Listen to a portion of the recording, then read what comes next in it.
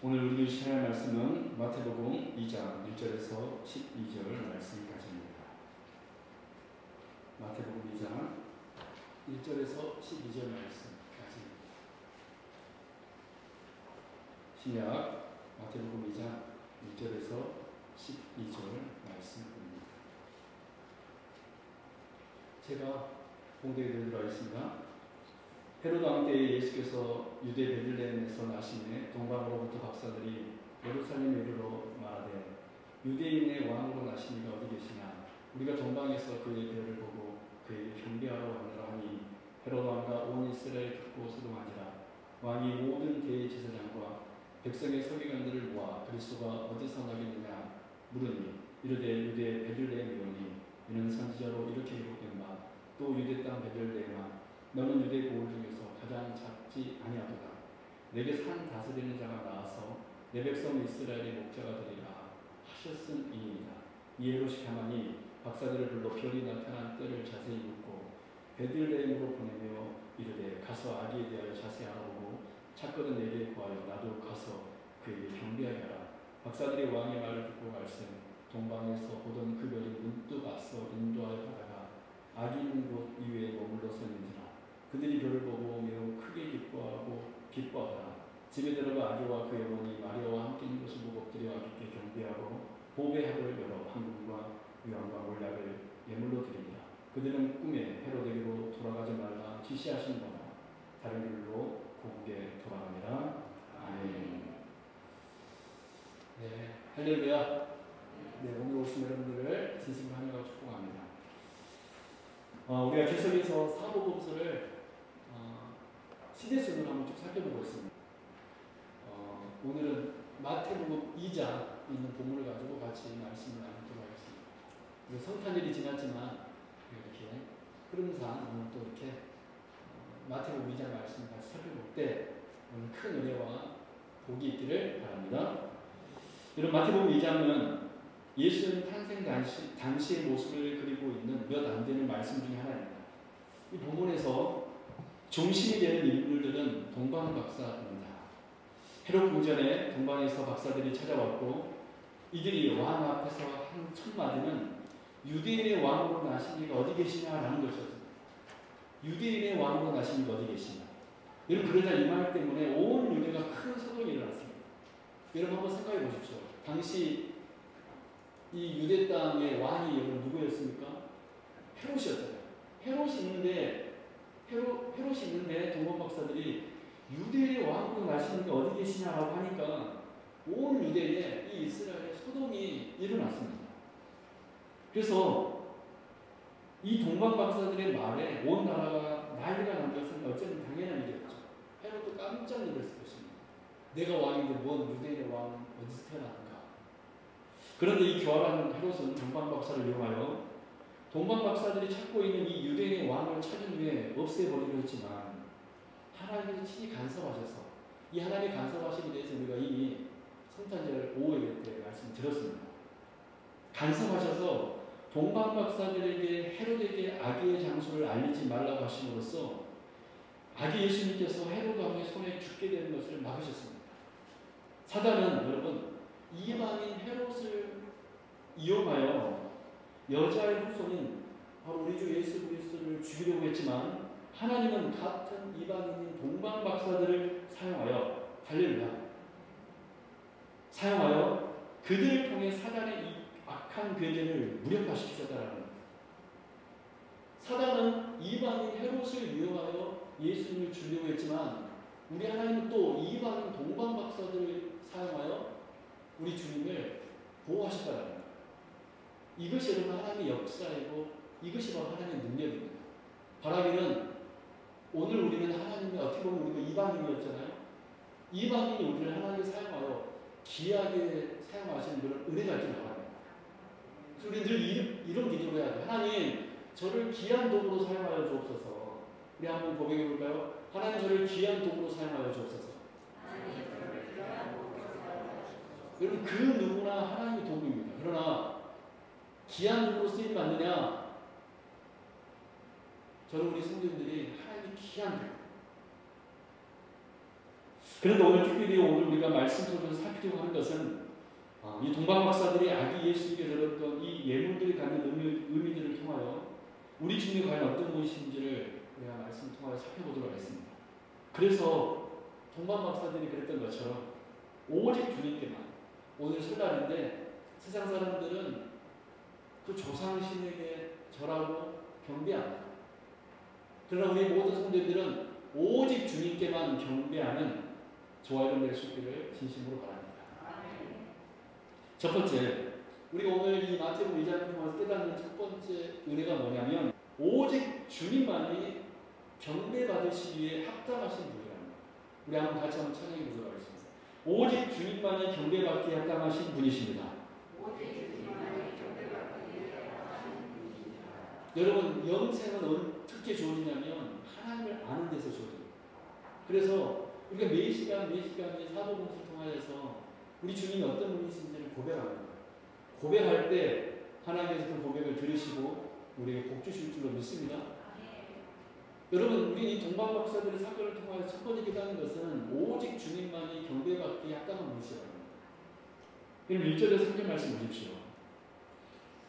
제가 보여드릴게요. 유튜브 설교 노트를 보시고 설교 들으십시오. 헤로드 왕 때 예수께서 유대 베들레헴에서 나심에 동방으로부터, 그분은 언제 나셨을까요? 동방으로부터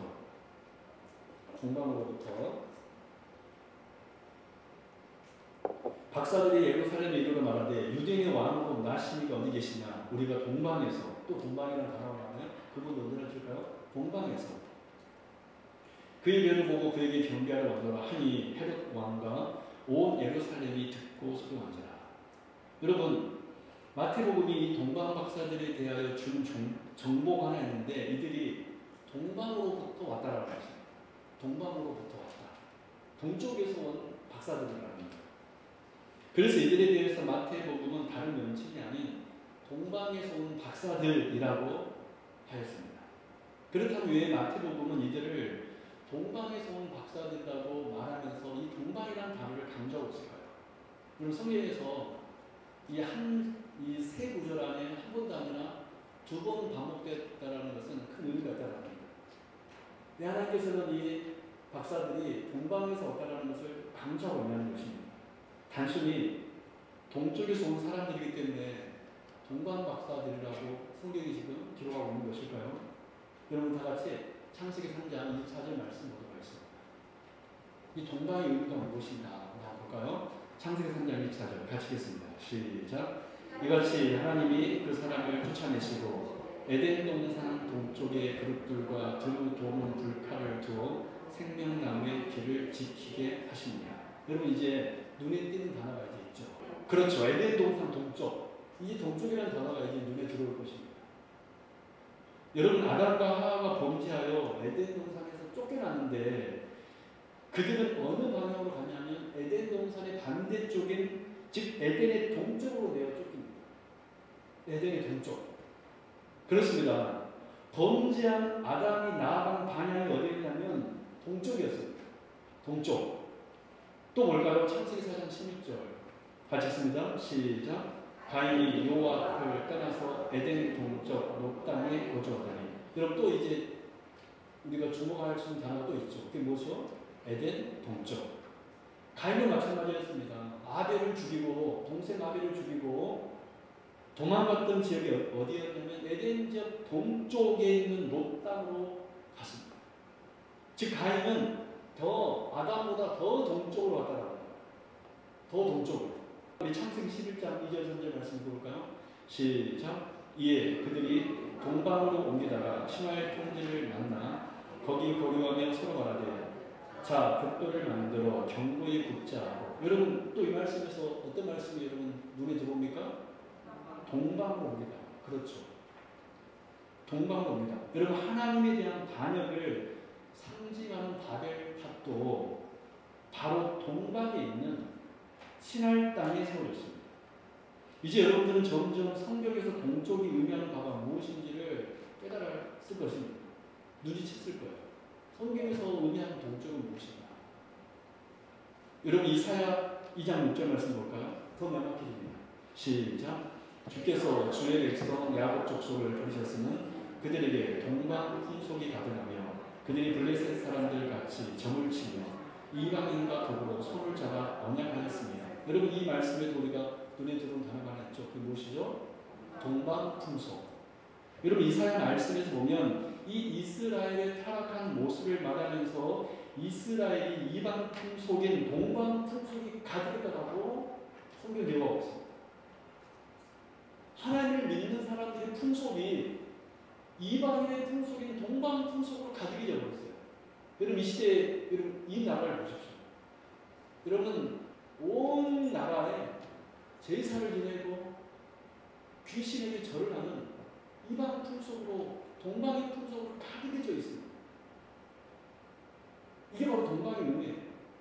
하나님과 반대되는 그런 문화가 가득한 곳, 그 동방 풍속입니다.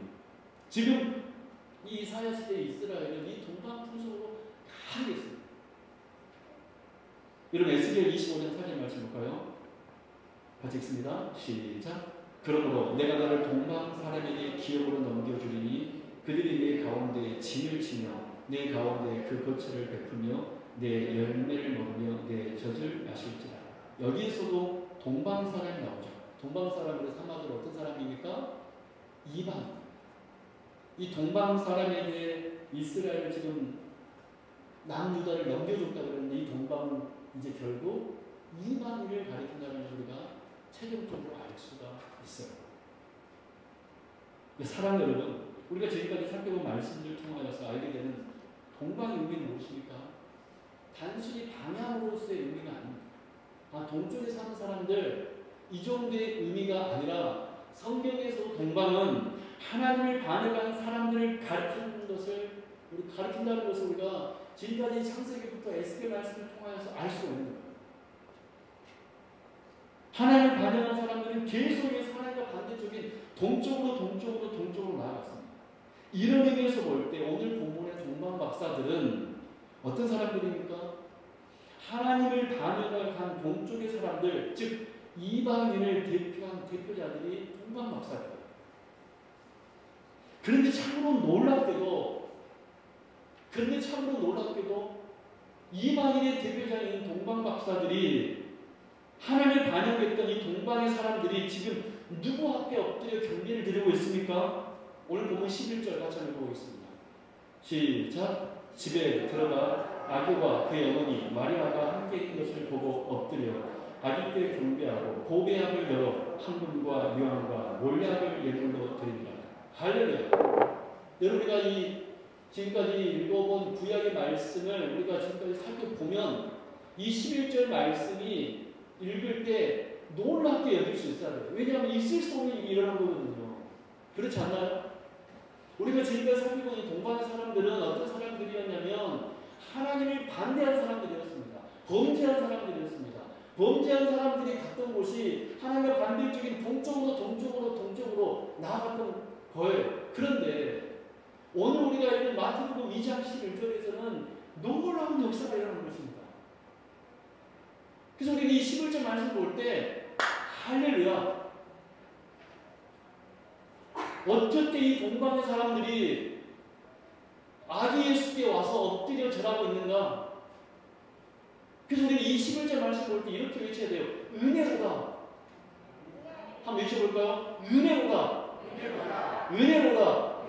그럼 우리가 이 동방박사 사건 너무나 잘 아는 말씀이잖아요. 어렸을 때부터 우리는 정말 어렸을 때부터 예수 믿는 분들은 이 이야기를 모르는 아이도 없고 어른도 없습니다. 근데 이 11절 말씀은 은혜. 어떻게 이 동방의 박사들이 예수께 엎드려 절하고 있는가? 여러분, 이 사실이 우리에게 지금 보여주고 있는 것은 결국 무엇입니까? 오직 주님만이 경배받기 위해 합당하신 분이십니다. 할렐루야. 이 동방의 이방의 대표자들이 죽게 나와 엎드려 절하고 있는 것은 오직 주님만이 경배받기 위해 합당한 분이라는 것을 성경으로 지금 이 동방 박사들의 경배를 통하여서 우리에게 선포하고 있는 것입니다. 여러분 지금 동방 박사들이 온 이방인들을 대표하여 아기 예수께 엎드려 경배드리는 이 모습은 그 말구의 누이 아기 예수께 온천한 만민에서 유일하게 경배받으시기에 합당한 분이심을 그들의 경배를 통하여서 우리 지금 알고 있는 것입니다. 그런데 더 놀라운 것은 뭔지 아십니까? 이 영광스러운 일에 저와 여러분은 지금 참여하고 있다는 사실입니다. 할렐루야. 여러분 다른 사람만 그렇게 하나님 앞에 복받고 은혜로다라고 우리가 그냥 박수치면 우리가 그 은혜를 받고 못하면 얼마나 억울합니까? 그런데 놀라운 것은 지금 우리가 이 자리에 나와 예배드리고 있다는 것은 무엇을 의미하냐면 우리도 지금 이 하나님의 은혜에 참여하고 있다는 겁니다. 얼마나 여러분 큰 복이요 은혜입니다. 우리도 지금 이 영광스러운 일에 지금 참여하고 있는 것입니다. 바라기는 여기 계신 모든 성도님들 주님이 부르시는 그날까지 끝까지 정말 오직 우리 주께만 영광 올리며 경배드릴 수 있는 주의 거룩한 백성이 될 수 있기를 바랍니다. 비록 내 앞에 지금 마구간이 있지라도 냄새나는 마구간이 그 똥이 있고 뭐가 오물이 있고 배설물이 있을지라도 그 앞에 아기 예수가 누워 계시다면 우리 거기서 엎드릴 수 있어야 된다는 거예요. 할렐루야. 깨끗한 곳, 좋은 곳, 편안한 곳 거기서 우리 하나님 앞에 경배드리는 사람이 아니라 비록 그곳이 더러운 냄새나는 곳일지라도 우리 주님이 그곳에 함께 하신다면 우리는 그곳에 엎드려 절할 수 있어야 한다는 거예요. 그것이 믿음입니다. 우리 신앙인들이 정말 잘 될 때는요 예수 잘 믿어요. 근데 한순간 내 앞에 오물이 있고 냄새나기 시작하면 그곳에 들어가지 않습니다. 주님이 계신다 할지라도 그곳으로 나아가지 않아요. 저는 우리 세운교회가 주님이 계신 복된 베들레헴인 줄 믿습니다. 여러분 이곳에 오신 여러분 주께 경배하는 끝까지 경배하는 하나님의 사람이 되기를 진심으로 바랍니다. 두 번째 우리가 이 동방 박사들 사건을 통해서 깨닫는 두 번째 우리 주님은 어떤 분이십니까? 오직 주님만이 우리의 목자라는 거예요. 우리 다 같이 한번 두 번째로 찬양합니다. 오직 주님만이 우리의 목자십니다. 여러분 왜 동방 박사들은 특별히 아기 예수께 그 수많은 예물 중에서 한 분과 유양을 드렸을까요? 우리는 이 사실을 이사야 말씀을 통하여서 알 수 있습니다. 우리 다 같이 이사야 60장 3절 말씀 같이 보도록 하겠습니다. 제가 공개해 드릴게요. 나라들은 내 빛으로 왕들은 비치는 데 광명으로 나아오리라.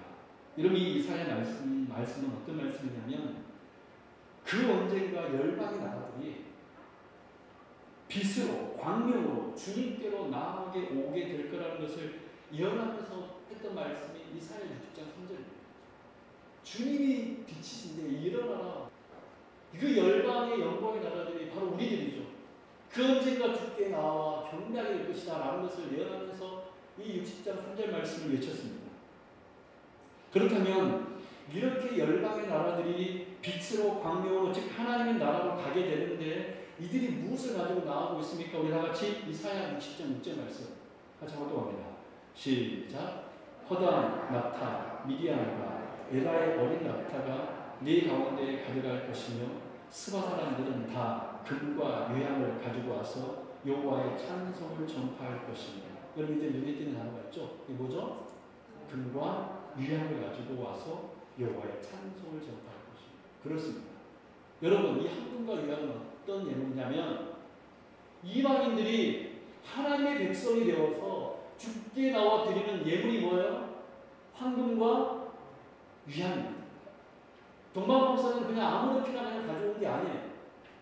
이방의 민족들이 빛으로 광명으로 우리를 구원할 이 해복자에게 가지고 나오는 예물이 뭐냐면 황금과 유향이라는 것을 이사야 선지자는 선포했고 실제로 동방박사들은 그 왕 앞에 와서 황금과 유향을 드렸더라는 거예요. 여러분 그래서 이 동방박사들이 황금과 유향을 드리는 것은 보통 예물이 아니었습니다. 하나님을 반영했던 이방인들이 하나님의 백성이 되었을 때 할렐루야.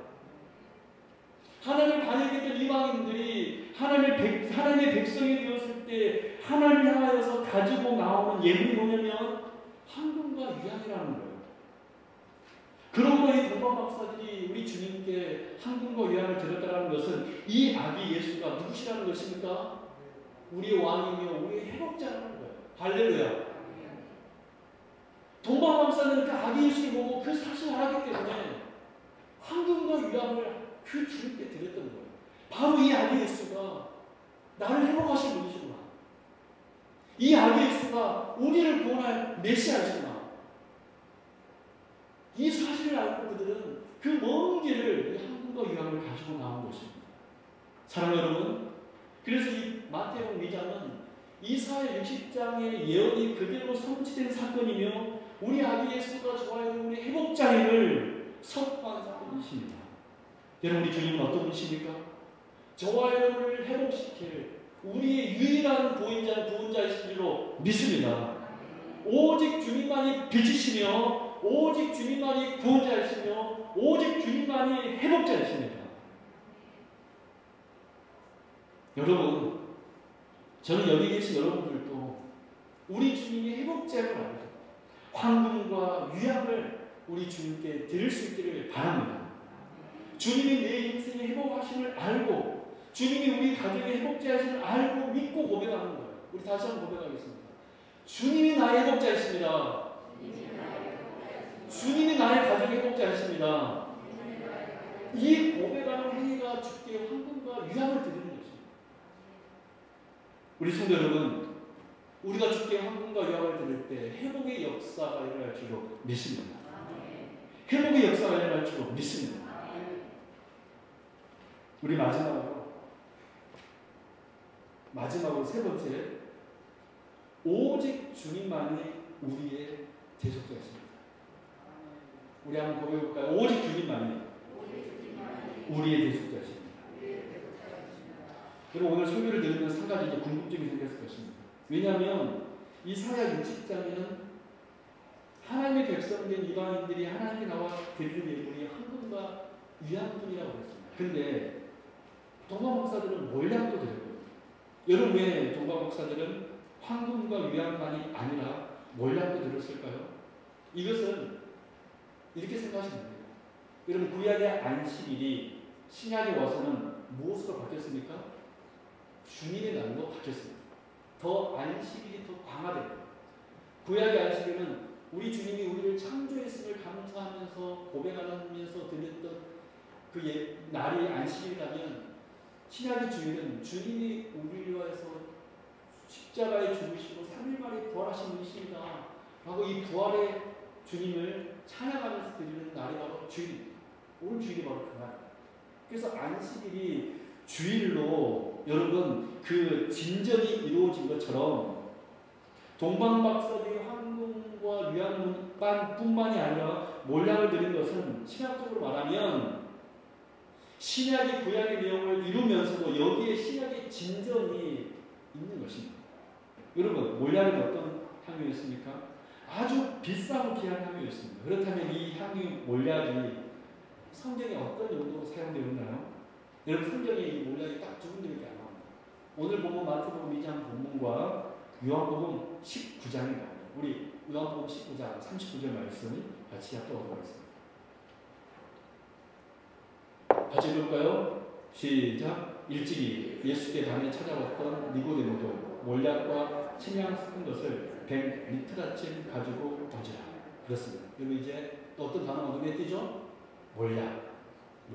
여러분, 요한복음 3장에서 예수님께 밤에 몰래 찾아와 구원과 영생에 대해 질문했던 인물이 있었는데 니고데모였습니다. 바리새인 니고데모.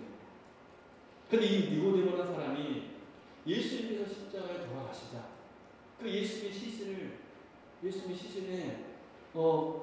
그 장례를 치르기 위해서 몰약을 가지고 왔어요. 이 몰약을 가지고 온 이유는 예수님의 시체를 장사할 때 거기에 사용하기 위해서였습니다. 말하자면 몰약은 아주 귀중한 향유이면서도 장례 용품이 바로 몰약이었습니다. 그래서 여러분, 성경에서 몰약은 무엇을 상징했냐면 예수님의 죽으심을 상징적으로 말해주는 역할을 하는 것이 바로 이 몰약이었습니다. 예수님의 죽으심을 상징적으로 보여주는 역할을 하는 것이 바로 이 몰약. 아까 황금과 유황은 예수님이 우리의 회복자라는 것을 상징적으로 보여주는 예물이 황금과 유황이라면, 뭐냐면 예수님께서 우리를 위하여 십자가에 죽으셨다는 그 죽으심을 상징적으로 보여주는 예물이 향과 몰약이라는 것입니다. 지금 그래서 동방 박사들이 예수님의 생일잔치, 첫 생일잔치에 장례용품을 가지고 온 생일인 것입니다. 여러분, 생일잔치에 장례용품을 가지고 온 사람 있을까요? 굉장히 기분 나쁠 겁니다. 빨리 죽으라고 장례용품을 가지고 온다. 근데 동방 박사들은 이 장례용품을 가지고 온 셈이에요. 하나님은 동방 박사들이 황금과 유황뿐만 아니라 몰약도 함께 준비하시게 하심으로써 그들이 이것을 알았던 몰랐던 하나님의 섭리 속에서 그들이 황금과 유황과 함께 몰약을 준비하게 하심으로써 우리가 오늘 두 번째 주제에서 살펴본 교회의 회복, 열방의 회복, 즉 저와 여러분의 회복이 무엇을 통해서 이루어진다는 것을 선포하신 것입니까? 예수 그리스도의 죽으심을 통하여서 이루어짐을 선포하신 거예요. 할렐루야. 여러분, 우리의 회복은 주님의 십자가의 죽으심을 통하여서 이루어진 줄로 믿습니다. 여러분, 이것은 마귀 사단도 상상할 수 없었던 거예요. 그는 예수님을 십자가에 못 박혀 죽이면 자신이 승리할 거라 생각했습니다. 그러나 하나님께서는 그 예수 그리스도의 그 십자가의 죽음을 통하여서 오히려 반전을 이루셨는데, 그것이 뭡니까? 우리를 회복시켜 주신 거예요. 할렐루야. 여러분, 그래서 회복은 예수님의 십자가를 통하여 조리는 것입니다. 우리 주 예수 그리스도께서 십자가에서 우리 죄를 대신 짊어지시고, 그리고 우리가 그 예수님을 바라보고 믿는다면 바로 거기서부터 우리의 회복이 시작되는 것입니다. 나의 죄가 저렇게 더럽고 비참했구나 라고 우리가 고백하고 회개하고 죽게 엎드려 경배한다면 바로 그 예수 그리스도의 십자가의 죽음을 통하여서 저와 여러분의 회복이 일어나고 우리의 가정의 회복이 일어난다는 사실입니다. 저는 우리 성도들이 그 십자가에 주신 주님을 고백하며 그 십자가 앞에 엎드릴 수 있는, 몰약을 들 수 있는 주의 거룩한 백성들 될 수 있기를 바랍니다. 그러므로 여러분, 예수님의 첫 생일은 기쁜 잔치이기도 하였지만 동시에 장례를 예비한 것이기도 하였습니다. 동방 박사들은 자신들도 모르게 세 번째 예고인 몰약을 통하여서 이 사실을 우리에게 보여준 거예요. 우리의 회복은 주님의 십자가를 통하여서 이루어진다. 이것이 우리에게 복음일 줄 믿습니다. 복음이 무엇일까요? 복음은 주님이 우리의 회복자이신데 무엇을 통해서 우리를 회복하십니까? 십자가의 죽음을 통하여서. 이것은 그 누구도 이해할 수 없는, 사람들은 예수님이 십자가의 죽자, 그가 패배했다고 했습니다. 그래서 예수님의 제자를 또 예수님이 패배했을 말고 다 도망쳤습니다. 그러나 우리 주님은 패배를 승리로 바꿔주신 줄로 믿습니다. 사람들이 보기에는 패배였지만 우리 하나님 볼 때는 승리였고, 우리 하나님께서 우리를 볼 때 회복이 일어난 줄로 믿습니다. 그러므로 오늘 우리들은 우리 주님이 우리의 회복을 위하여 십자가에 죽으신 분이심을 알고 황금과 유황과 함께 몰약도 드리는 죄, 거룩한 백성들 되기를 바랍니다. 그래서 여러분, 주님은 십자가에서 우리의 죄를 위해 죽으신 대속자입니다. 우리 한번 마지막으로 볼까요? 주님은 우리의 대속자이십니다. 주님은 십자가에서 회복하셨습니다. 말씀에 들어가겠습니다. 오늘 우리는 동방 박사와 그들이 드린 예물을 통하여서 우리 주님이 어떤 분이신지를 알았습니다. 여러분, 우리는 동방 박사들의 경배를 통하여서 이방인들을 대표했더라는 이 동방 박사들의 경배를 통하여서 오직 주님만이 경배받으시기에 합당한 분이신 알았습니다. 여러분, 오직 주님께만 찬양과 영광을 돌리십시오. 할렐루야. 오직 주님께. 두 번째로 우리는 이 동방 박사들 드린 이 황금과 유황을 통하여서 오직 주님만이 우리의 회복자를 알았습니다. 주님께서 우리를 회복시켜 줄 줄로 믿습니다. 여러분, 우리는 동방박사들이 이 몰락을 통하여서 우리의 회복이 주님의 십자가를 통하여서 이루어짐을 알았습니다. 여러분, 주님은 십자가를 통하여 우리를 구원해 주었습니다. 오직 주님만이 우리의 대속자이시라는 거예요. 오직 주님만이 우리의 대속자. 바라기는 여기 계신 모든 성도 여러분, 오늘 설 연휴입니다. 세상 사람들은 다 이방인 신에게 전하고 경배하고 정말 너무나 안타깝습니다. 여러분, 고린도의 말씀을 보니까 우리가 하나님 외에 절하는 것은 귀신에게 하는 것이라고 성경은 분명하게 기록하고 있습니다. 슬픈 일이에요. 바라기 우리 성도 여러분, 여기 계신 성도 여러분, 동방박사들이 그랬던 것처럼 죽게 엎드려 황금을 드리고, 죽게 엎드려 위안을 드리고, 죽게 엎드려 몰락을 드리고, 거룩한 백성을 되시기 바랍니다. 그래서 여러분들의 삶 속에 참 회복이 일어나 정말 하나님 앞에 영광을 돌리며 간증하며 증거하는 주의 증인이 되기를 주님의 이름으로 축원합니다. 기도하겠습니다. 하나님 아버지 감사합니다. 오늘 이렇게 죽게 엎드려 동방박사들이 그랬던 것처럼 황금과 위안과 몰락을 죽게 올려드릴 수 있어서 감사합니다. 주님이 오직 경배받기에 합당하신 분이십니다. 주님만이 우리의 회복자이시며 주의 십자가를 통하여 우리의 모든 죄를 대속하였음을 주께 고백하였사옵니다.